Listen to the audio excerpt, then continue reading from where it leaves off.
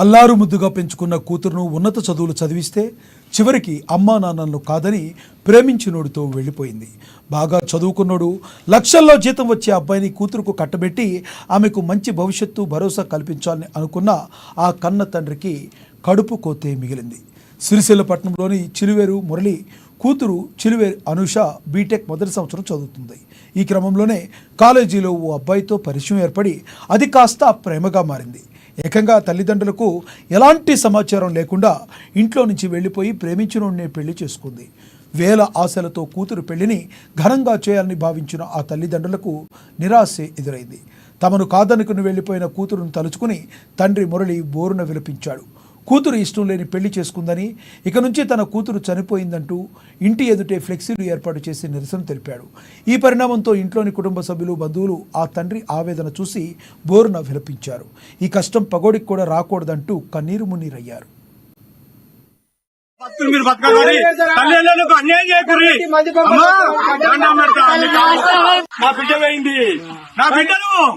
దొంగలు మోసం చేసిరు, ట్రాప్ చేసిరు. నా అమ్మాయిని ట్రాప్ చేసి మోసం చేసిరు. అమ్మలారా, అక్కలారా, నా బిడ్డ ఏంది?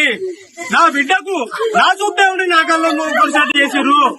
అమ్మలారా, బిడ్డలారా, నా బిడ్డను బీటెక్ అని మంచి కాలేజీలో చదివించిన అమ్మలారా, అయ్యా ఇట్లాంటి బిడ్డలను మీ పిల్లలకు అన్యాయం చేసుకోకూరి.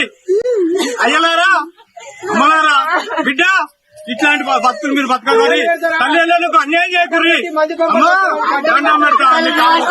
నా బిడ్డ పోయింది.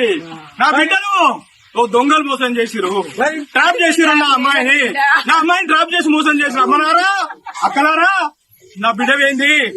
నా బిడ్డకు నా చూస్తే ఉండి నా కళ్ళ పరిచయం చేసిరు. అమ్మలారా, బిడ్డలారా, నా బిడ్డను బీటెక్ అని మంచి కాలేజీలో చదివించిన అమ్మలారా, అయ్యా ఇట్లాంటి బిడ్డలను మీ పిల్లలకు అన్యాయం చేసుకోకూరి. అయ్యలారా, అమ్మలారా, బిడ్డ ఇట్లాంటి భక్తులు మీరు బతకాలి, తల్లిదండ్రులకు అన్యాయం చేయకూరి. నా బిడ్డ పోయింది. నా బిడ్డను దొంగ